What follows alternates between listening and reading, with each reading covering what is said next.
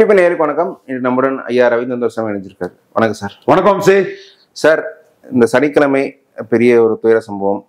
ஒரு அரசியல் மீட்டிங்ல இவ்வளவு பேர் இறந்தது இந்தியா வரலாற்று எங்கேயும் இருந்தீங்க, எங்க கரூர்ல இறந்திருக்காங்க. அதற்கு ரிப்பர்கஷன்ஸ் அரசியல் ரீதியான சில விஷயங்கள் பேக் எண்ட் நடந்துட்டு இருக்கு. இன்னைக்கு விஜய் 3 நாள் கழிச்சு பேசியிருக்காரு. பேச மற்ற இதெல்லாம் விட்டுருங்க. ஒரு விஷயம் சார், எனக்கு ஆதரவு கொடுத்த அரசியல் கட்சிகளுக்கு நன்றி சொல்றாரு. அது Edappadi, Annamalai, to some extent Seeman, இவங்க தான் ஆதரவு கொடுத்துருக்காங்க. இவங்களுக்கு நன்றி சொல்லிட்டு இருக்காரு. அண்ணாமலை மட்டும்தான் ஆதரவு கொடுத்துருக்காரு, எடப்பாடியும் கொடுத்துருக்காரு. எடப்பாடி டேக்லா தான் பேசினார். எந்த விஷயம் இல்லை, லீடர்ஷிப் டேக்லா தான் பேசினாரு, கரெக்டா தான் பேசினாரு, பக்கா அரசியல்வாதி, பக்கா தான் பேசினார். அது எதுவும் இல்லை. சீமான் படுபக்கா அரசியல்வாதி. அண்ணாமலை மட்டும்தான் ஆன்டி டிஎம்கே இல்ல தானுன்னு அவர்கிட்ட ஒரு வதந்தி வர்றதுக்கும், தான் ஒரு தனி கட்சி நாளைக்கு வெள்ளை குதிரை வாங்கியிருக்கிறாருல 3 லட்சம் ரூபாய்க்கு தனி கட்சி கொங்கல அப்படியெல்லாம் ஒரு வெஞ்சர் ஸ்டார்ட் பண்ணா வெள்ளை குதிரை வாங்குவாங்களாம். அந்த மாதிரி குதிரை வாங்கி அதோட ஸ்டில் எல்லாம் போட்டிருக்காருல. அதுல விஜய் காலி ஆயிட்டாரு, தாக்கு பிடிச்சிட மாட்டாரு, அவரு களத்தை விட்டே ஓடினவரு, என்னமோ அவ்வளவுதான். அந்த கூட்டம் ரியல் ஹீரோவா தன் பக்கம் வரும், தான் தனி கட்சி ஆரம்பிக்கும் போது அது தனக்கு பயன்படும்னு அண்ணாமலை தான் விஜய்க்கு சப்போர்ட்டா பேசியிருக்கிறாரு. அது கூட சிலவர் இந்த அளவுக்கு அண்ணாமலை பேசணுமாங்கிற கருத்தையும் அண்ணாமலைக்கு மேல வைக்கிறாங்க. எனிவே ஹீஸ் இன் பொலிட்டிக்ஸ், தனி கட்சி ஆரம்பிக்கலாங்க திட்டத்துல இருக்கிறாப்புல. விஜய் தாக்கு பிடிக்க மாட்டாரு, இன்எலிஜிபிள், இன்காம்பிட்டன்ட் நான் சொல்றத நம்புறாரு. சீமானும் விஜய் இன்எலிஜிபிள், இன்காம்பிட்டன்ட் நான் சொல்றத அவரும் நம்புறாரு. ஸோ அந்த வகையில ஆதரவு கொடுத்தது அவர் தான். சீமான் என்ன பண்ணான்னா கன்ஷிராம் ஸ்ட்ராட்டஜி தான் இது. இந்த issue Stalin versus untested not proved விஜய்னு வரும். Proved puller but untested not proved Vijay வரும். இதெல்லாம் நமக்கு என்ன லாபம் இருக்குன்னு அவர் அதை தூக்கி போட்டுக்கிட்டு 4 நாள் இருக்கும் போயிடும். உண்மைதான். கள்ளக்குறிச்சி சாராய்ச்சாவும் ஊன்னாங்க, விஜயே போனாரு தலைவா நாப்புல. நான் தான் சொன்னேன்னா இல்லையா வம்சி? போலரைசேஷன் வரும், திமுக 55% ஓட்டுக்கு மேல எடுக்கும். போலரைசேஷன் வரும், பாமக 25க்கு மேல எடுக்கும். சீமான் ஜானாரிக்கு சாமி சொல்றத நம்பி விஜய்க்கு ஓட்டு இருக்குன்னு நினைக்கிறாரு. பல நிரூபிக்காத எவனுக்கும் ஓட்டு கிடையாது, விஜய்க்கு ஓட்டு கிடையாது நான் சொன்னேன். அதுதான் தெளிவா ப்ரூவ் ஆச்சு. நோட்டாவுக்கு ஓட்டு குறைஞ்சு போச்சு, திமுக போலிங் கூடி போச்சு, அண்ட் ஒட்டுமொத்த போலிங் கூடி போச்சு. விஜய் கள்ளக்குறிச்சி சாராய்ச்சா பார்த்ததுல விக்கிரவாண்டியில் உள்ள ஒரு வயலுக்கு எந்த அக்கறையும் கிடையாது. புண்ணாக்கேண்டி போட்டு அவன் பாட்டுக்கு அவன் ஓட்ட இஷ்டம் போல போட்டுட்டு இருந்தான். ஸோ பல நிரூபிக்காத ஒருத்தன் எந்த ஓட்டையும் கண்ட்ரோல் பண்ண முடியாது. இதுதான் உண்மையான நிலைமை. பட் விஜய்க்கு ஒரு பெரிய கிரௌடு வரும்போது அன்டெஸ்டட் நாட் ப்ரூவ்டு விஜய்க்கு அது ஓட்டா மாறல. அப்ப இவர் இன்எலிஜிபிள், இன்காம்பிட்டண்டா இருப்பாரு, நமக்கு ஓட்டா வந்துருவாதான் நாளைக்குன்னு அண்ணாமலை போன்றவங்க கருதி ஒரு ஸ்டெப் எக்ஸீட் ஆகியே கொஞ்சம் விஜயை சப்போர்ட் பண்றாங்க. இதுல நான் ஃபர்ஸ்ட் ஒரு ஹைப்போதெட்டிக்கல் கொஸ்டின். ஒருவேளை விஜய் அன்றைக்கு திருச்சி விமான நிலையத்திலே ஒரு பிரஸ் மீட் கொடுத்திருந்தா, அத்தனை ஸ்டாண்டை கிளாரிஃபை பண்ணியிருந்தானா இவங்க பேச்சுக்கு ஒரு வேலிடிட்டி இருந்திருக்குமா? இவங்க பேசிருக்க மாட்டாங்க. பிரஸ் மீட் கொடுத்து மக்களை சந்திச்சா விஜய் லீடர். அதனாலதான் விஜய் தகுதியற்றவர், திறமையற்றவர். சீமான் விஜய் கம்பாரிசன், சீமான பெரிய அளவு லிஃப்ட் பண்ணுங்கிறத நான் சொல்லிட்டே இருக்கிறேன். நீங்க பிரஸ் மீட் போட்டு கேள்விக்கு பதில் சொல்லி தான் தகுதியான நிரூபிச்சுட்டானா லீடர் ஆயிடுவாப்புல. அந்த தகுதியும் அன்னைக்கு அந்த வாய்ப்பை கோட்டை விட்டார். தகுதி இல்லைன்னு நான் நினைக்கிறேன். இப்ப நீங்க அவரு அச்சப்படக்கூடாது அரசியல்ல. நீங்க இது மேக்கப் பண்ணி செட்டப் பண்ணி இதெல்லாம் பண்ணக்கூடாது. தைரியமா விஜயகாந்த் நின்ன மாதிரி ஒரு நிறைய மக்களை சந்திக்கணும். ஒரு இடத்துல கூட்டணி வச்சுக்கிட்டு 100 பேரை சந்திக்கிறதை விட 10 இடத்துல போய் 1000 பேரை சந்திச்சிடணும். அதுதான் அரசியல். அப்ப நீ 1000 பேரை நீ சந்திச்சுட்ட, அப்ப ஒரு இடத்துல கூட்டி வச்சு 100 பேரை சந்திக்கிறதுக்கு பதிலா 10 இடத்துல போய் 1000 பேர் அதிக மக்களை சந்திக்கணும். ஒண்ணு சந்திச்சு முடிச்சுக்கிட்டு நைட் அந்த ஊர்ல ஒரு பெரிய பொதுக்கூட்டம் போடணும். போட்டு விஜயகாந்த் அடிச்சாரு பாத்தீங்களா, அந்த மாதிரி அடிக்கணும். விஜய்க்கு அந்த லீடர்ஷிப்பும் இல்ல, துணிச்சலும் இல்ல, ஆளுமையும் இல்ல, தகுதி திறமையும் இல்ல, பேச்சு திறமையும் இல்ல, சுய அறிவும் இல்ல, அந்த கெப்பாசிட்டியும் இல்ல. இதுதான் இன்கேப்பபிள், இன்காம்பிட்டன்ட் அடிச்சேன். எத்தனை அரசியல் விமர்சகர்கள் என்ன விமர்சனம் பண்ணா, விவாதத்திலே விஜய் கிட்ட மயக்கத்துல எல்லாரும் இருந்து பேசின இடத்துல இன்னைக்கு அத்தனை பயலனும் ரவீந்திரன் துரைசாமி சொன்னது கரெக்ட், விஜய் தகுதியற்றவன் திறமையற்றவன் கரெக்டா சொன்னான்னு இன்னைக்கு அத்தனை பயலனும், பயலுங்கிற வார்த்தையை கொஞ்சம் ஓவரா தான் சொல்றேன், அத்தனை நபர்களும் நான் சொன்னதை ஏத்துக்கிறாங்க. சோ இந்த இடம் விஜயகாந்துக்குள்ள கெப்பாசிட்டி இல்ல, கமல்ஹாசன் கெப்பாசிட்டியில பாதி கூட இல்ல விஜய்கிட்ட. இதுதான் கெப்பாசிட்டி இல்ல, சொந்த மூளை இல்ல. ஒரு சிவாஜி கணேசன், எங்க அண்ணன் சிவாஜி கணேசன் தான், எங்க அண்ணன் சிவாஜி கணேசன் தான். அதாவது நான் 89 எங்க அண்ணன் கூட நிக்கல, ஐயா மூப்பனார் காமராஜ் ஆட்சி அமைப்புன்னு ஐயா கூட நின்று ஐயாவுக்கு எனக்கு ரொம்ப நெருக்கம்.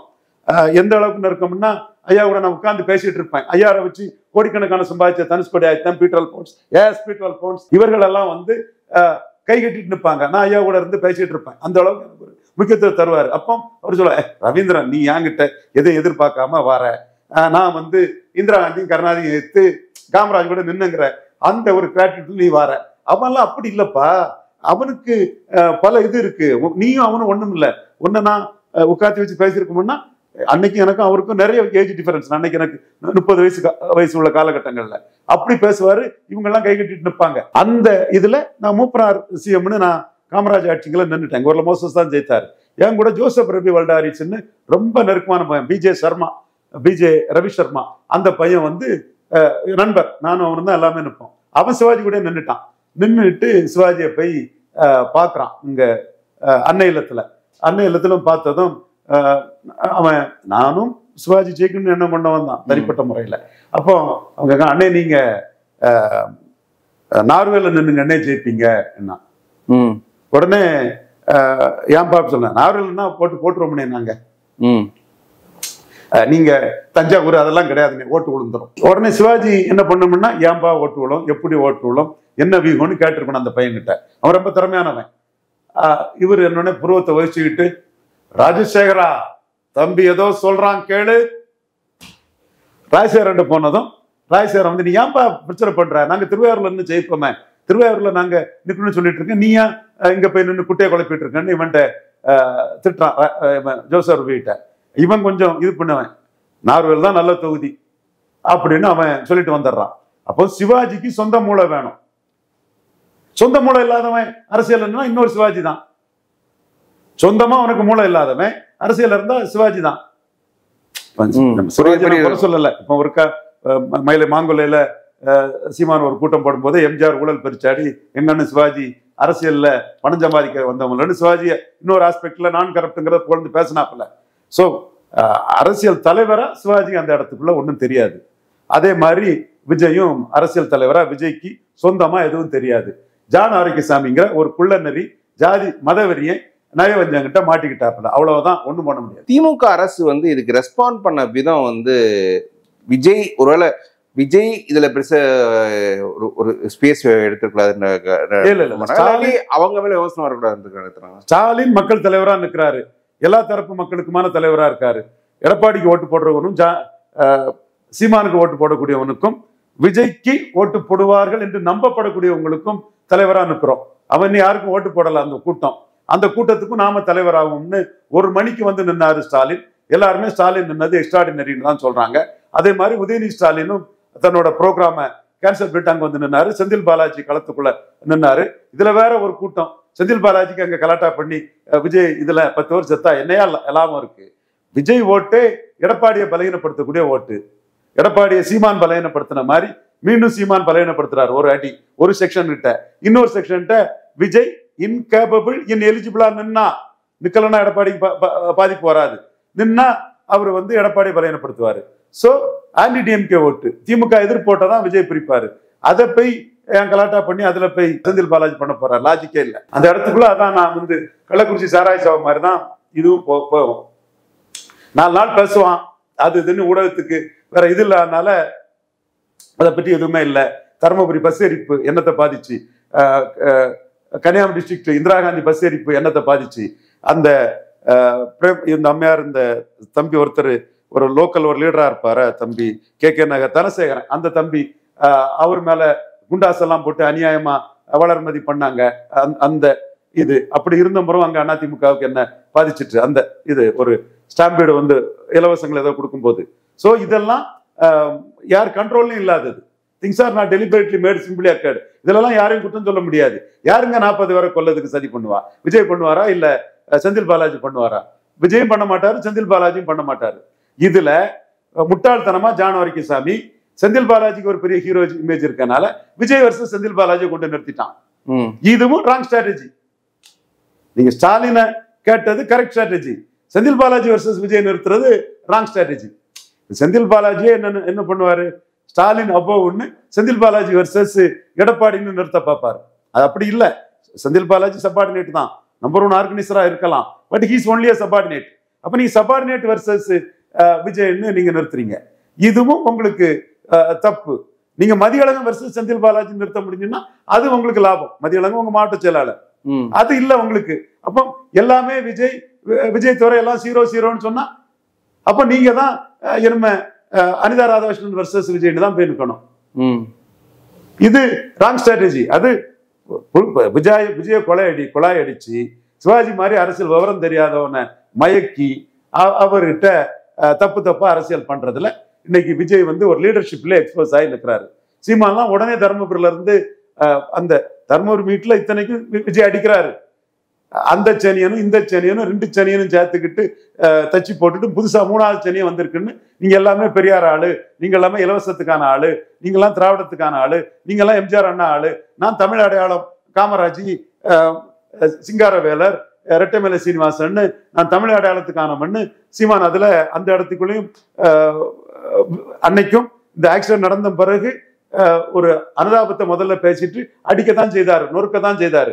அப்போ விஜயும் வந்து இன்னொரு திராவிடமா வச்சு தள்ளிடணும், நம்ம தான் மாற்றத்துக்காக நிற்கிறோம், தமிழ் தேசியம் தான் 38% வாக்கு சாகும்போது எடுத்த காமராஜ முன்னிறுத்தி நம்ம நிற்க போறோம், தமிழன்னு நிற்க போறோம், பசுமன் தேவர் தேசியவாதியை நம்பி நிற்க போறோம், ராஜாஜியை நம்பி நிற்க போறோம்னு நம்ம இது டிஸ்டிங்க் அண்ட் டிஃபரண்ட். அவங்க 3மே திராவிடம்னு ஒரே குட்டைகளை தூக்கி போட்டுக்கிட்டு நம்ம டிஸ்டிங்க்ட்னு சீமான் அங்க எஸ்டாப்ளிஷ் பண்ண சீமான் தான் உடனே நேற்றோட நேற்றா இங்க வந்து கரூர்ல வந்து பாக்குறாரு. சிஎம் முக்கியத்துவம் கொடுத்து இது பண்ணனால்தான் சீமான் கொஞ்சம் இதா பண்ண வேண்டியது இருந்தது. வந்து பாக்குறாரு. அப்போ ஒரு அரசியல்வாதி இந்த இடம் இறந்தது ஒரு நடிகரை, ஒரு தாவேக்காங்கிற ஒரு registered party leader, establish party leader அல்ல, ப்ரூவ்டு பார்ட்டி லீடர் அல்ல, ரெஜிஸ்டர்ட் பார்ட்டி லீடரை பார்க்க வந்த ஒரு கூட்டம். இந்த கூட்டம் நம்ம ஓட்டரும் இருப்பான் இதுல. சோ இந்த கூட்டம் வந்து அவருக்கு ஓட்டர் அல்ல, பாதிக்கப்பட்ட மக்களோட நம்ம நிற்கணும்னு சீமான் வந்து நின்னுட்டாரு. விஜயும் திருச்சிக்கு போயிட்டு திரும்ப கரூர்ல வந்திருப்பாருன்னா நீங்க சொன்ன மாதிரி அவருக்கு இமேஜ் வேற, இது வேற. விஜயகாந்த் லீடர், நடிகர் சங்க தலைவராக இருந்தாரு. சிவாஜி இறந்ததுல அந்த கூட்டத்தை கட்டுப்படுத்தினாலும் சரி, ஒவ்வொரு இதுலயும் வந்து நின்று அவர் லீடர்ஷிப் குவாலிட்டி தான் ஒருத்தரை தூக்கி நிறுத்தும். சோ அந்த வகையில இன்னைக்கு லீடர்ஷிப் குவாலிட்டியில விஜய் விழுந்துட்டாரு, சரிஞ்சிட்டாரு. என்ன இதை செட்டரேட் பண்ணி வர்றது ரொம்ப சிரமம். சரி, நீங்க வந்து பேசும்போது விஜய்க்கு துணிச்சல் இல்லை அப்படின்னு சொல்றீங்க.